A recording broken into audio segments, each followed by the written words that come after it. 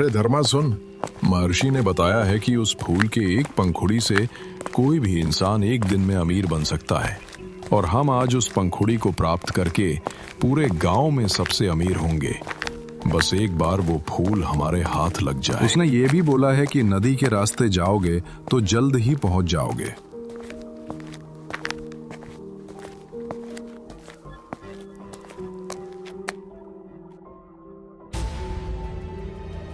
रुक जाओ यहीं पर, बिल्कुल भी आगे मत पड़ना यहां से। आप लोग वापस चले जाओ, उस जादुई फूल को भूल जाओ। कोई फायदा नहीं वहां जाने का। क्या बोला?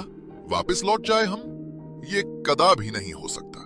हमने एक बार ठान ली जाने की, वहां हम जाकर ही रहते हैं चाहे कुछ भी हो जाए। और हाँ, हम वो जादुई फूल को प्राप्त करे बिना नहीं लौटेंगे। हम इस गांव में सबसे अमीर बनकर ही रहेंगे। आपकी बातों से नहीं लगता कि तुम लोग वहां तक पहुंच पाओगे। उस जंगल में केवल सच्चे दिल, बुद्धिमान और ईमानदार लोग ही उस फूल तक पहुंच सकते हैं। अरे ये सब बकवास हैं, ऐसे झूठे साधु बहुत देखे हैं हमने। समझे? चल रतिलाल, आगे बढ़ते हैं।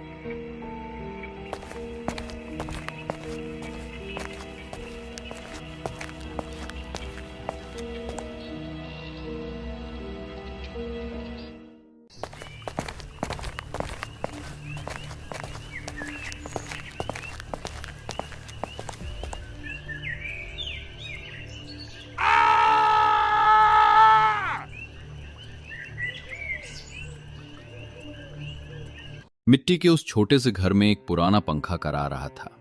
बिस्तर पर पड़े गोपाल के पिता, जिनके सिर पर पट्टी बंधी थी, दर्द से करा रहे थे।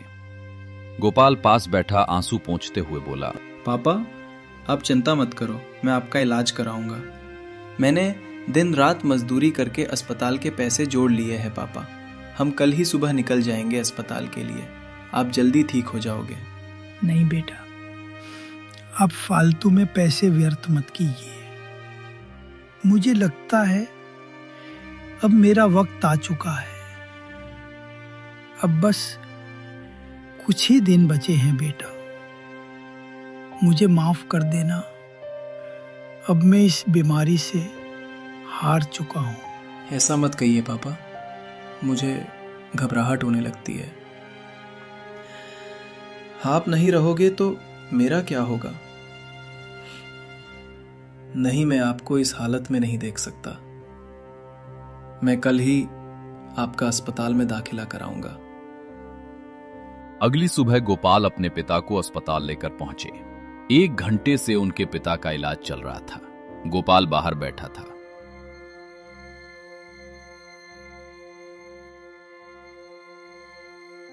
थोड़ी देर बाद डॉक्टर उनका रिपोर्ट लेकर बाहर आए। गोपाल अपनी जगह से खड़ा हो गया और डॉक्टर ने जवाब दिया, सॉरी गोपाल, हमने कोशिश तो बहुत की, लेकिन अब हमारे हाथ में कुछ नहीं है। शायद अब बस 1 हफ्ता आपके पिता जीवित रह सकते हैं। अब आप बचा कुचा टाइम अपने पिता के साथ बिता लीजिए। अब अपने पिता को लेकर जा सकते हो। इतना सुनकर गोपाल के पैरों तले जमीन खिसक गई और गोपाल के आंखों में आंसू आ गई। क्यों भगवान, मेरे पापा ने क्या बिगाड़ा है किसी का, जो इतना जल्दी बुला रहे हो? गोपाल उनके पिता को लेकर अस्पताल से वापस लौट आए।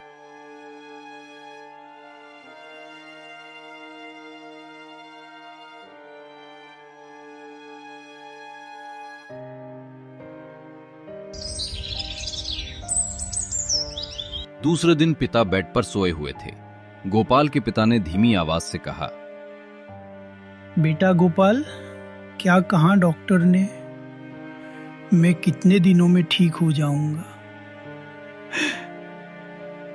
जी पापा, डॉक्टर ने बोला कि वो बस आप जल्दी ठीक हो जाओगे। दोपहर के वक्त गोपाल उदास होकर खेत की ओर निकल पड़ा। धूप तेज थी, लेकिन उसके मन में अंधेरा छाया हुआ था। तभी उतने में उसके सामने एक सफेद दाढ़ी वाले रूसी महर्षि आ दिखे, जिनके शरीर पर चोगा था।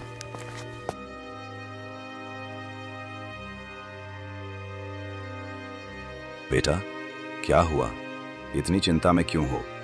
शकल से तो लग रहा है आप कहीं ज्यादा ही परेशान हो। बताओ, क्या हुआ? गोपाल ने नम आंखों से कहा। क्या बताऊं बाबा मैं आपको, मेरे पापा को ब्रेन ट्यूमर है। डॉक्टर ने जवाब दे दिया है कि वो बस 7 दिन तक ही जीवित रह पाएंगे। अब मेरे पास कोई उम्मीद नहीं बची। महर्षि मुस्कुराए और कहा, उम्मीद हमेशा रहती है बेटा, लेकिन राह मुश्किल होती है। दूर जंगल की तलहटी में एक जादुई फूल है, संजीवनी कुसुम। अगर वो फूल मिल जाए तो तुम्हारे पिता जीवित और स्वस्थ हो जाएंगे।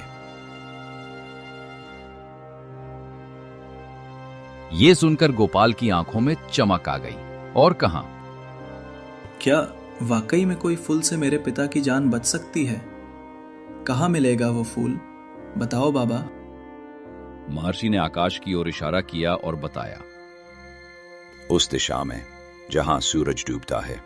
पर ध्यान रखना, वो जगह सामान्य नहीं। कई लोग गए, आज तक कोई लौट कर नहीं आया। वहां जाना इतना आसान नहीं है बेटा। वहां जो भी गया उसकी मृत्यु तय है। गोपाल ने बिना सोचे कहा, मैं जाऊंगा बाबा। उस फूल से मेरी पिता की जान बच सकती है, तो मैं चाहे कुछ भी हो जाए पर उस फूल तक जरूर जाऊंगा।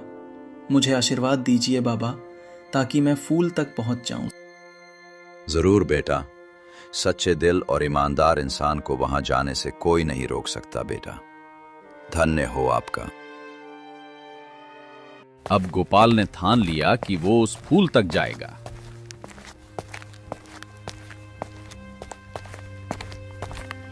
दूसरी सुबह वो अपनी जर्नी स्टार्ट कर दी।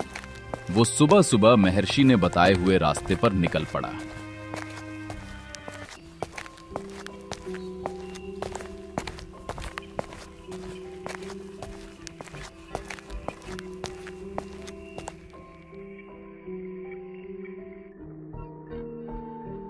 रुक जाओ यहीं पर, बिल्कुल भी आगे मत बढ़ना।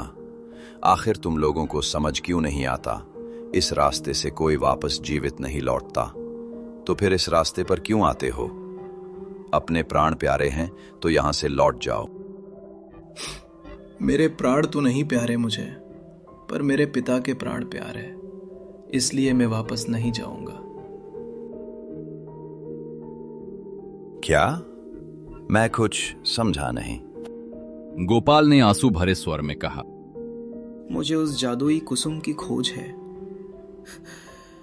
मैंने सुना है कि केवल जादुई कुसुम ही मेरे पिता को जीवन दे सकती है। तो मुझे अपने पिता को बचाना है महाराज। मैं डरता हूं, पर रुकूंगा नहीं। साधु मुस्कुराए और कहा, ठीक है, वहां तक जाने के लिए आपको 3 चुनौतियां को पार करना पड़ेगा। पर ध्यान रहे, यहां के किसी भी वृक्ष या फूल को छूने की गलती मत करना, और पीछे मुड़कर बिल्कुल मत देखना। और झूठ, लालच या डर, इनमें से कुछ भी तेरे मन में हुआ तो तू भी यहीं रह जाएगा, हमेशा के लिए। इतना सुनकर गोपाल अब आगे बढ़ जाता है।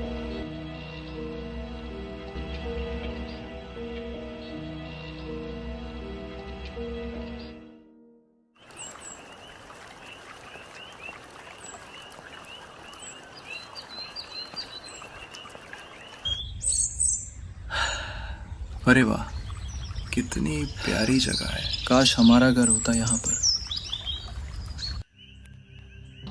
गोपाल बीच जंगल में पहुंच चुका था। उतने में अचानक उसके पीछे उसकी मां की आवाज आई।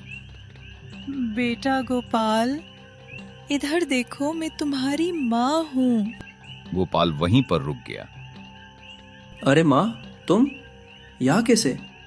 हाँ बेटा, मैं तुम्हारी माँ।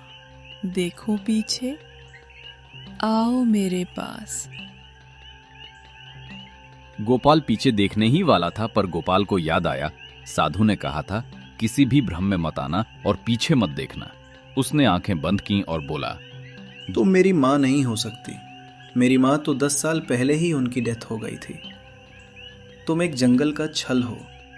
जैसे ही उसने कहा, धुंध छट गई वो आवाज शांत हो गई और वहां से गोपाल आगे बढ़ जाता है। अरे वाह, लगता है स्वर्ग के रास्ते पर आ चुका। कितनी प्यारी जगह है।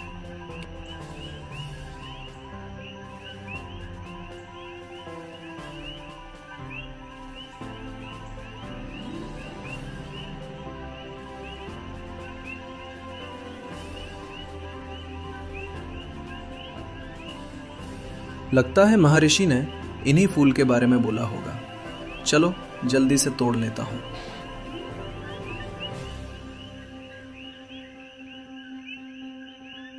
रुको वहीं पर, फूल को हाथ मत लगाना। मैं जादुई झरना हूं, जो मेरे प्रश्नों के सही उत्तर देगा वही फूल पा सकेगा। गोपाल ने सिर झुकाया और कहा, जी पूछिए प्रभु, सवाल क्या है? ये रहा तुम्हारा पहला सवाल, जो हर जगह है लेकिन दिखाई नहीं देता, वो क्या है?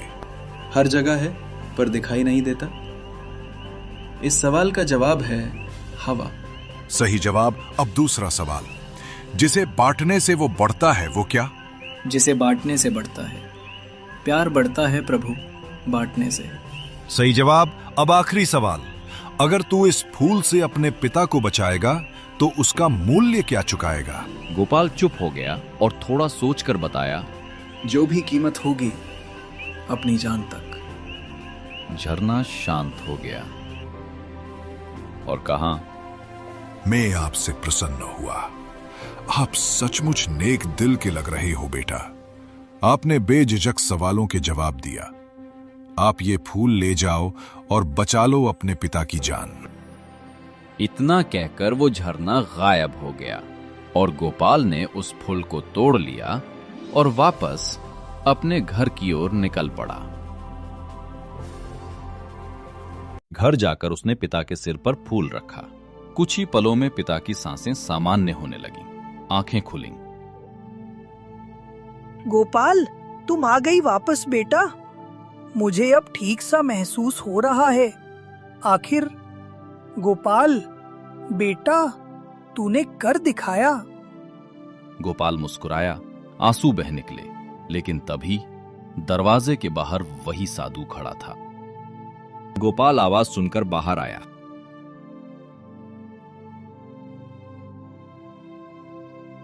गोपाल, तूने तीनों परीक्षाएं पास की, पर याद रख, हर वरदान की एक कीमत होती है। गोपाल चौंका और कहा, क्या कीमत बाबा? जिस फूल से जीवन मिला, उसी से मृत्यु बंधी है। जब भी कोई झूठ बोलेगा या धोखा देगा, फूल की शक्ति घट जाएगी और एक दिन सब कुछ लौट जाएगा। गोपाल के चेहरे पर सन्नाटा छा गया। उसने पूरे आत्मविश्वास से कहा, नहीं बाबा, ऐसा बिल्कुल भी नहीं होगा। वैसे भी मैंने आज तक किसी के साथ धोखा किया है और नहीं झूठ बोला है, और आगे भी नहीं बोलूंगा। फिर भी ध्यान रखूंगा बाबा। साधु मुस्कुराया और अदृश्य हो गया।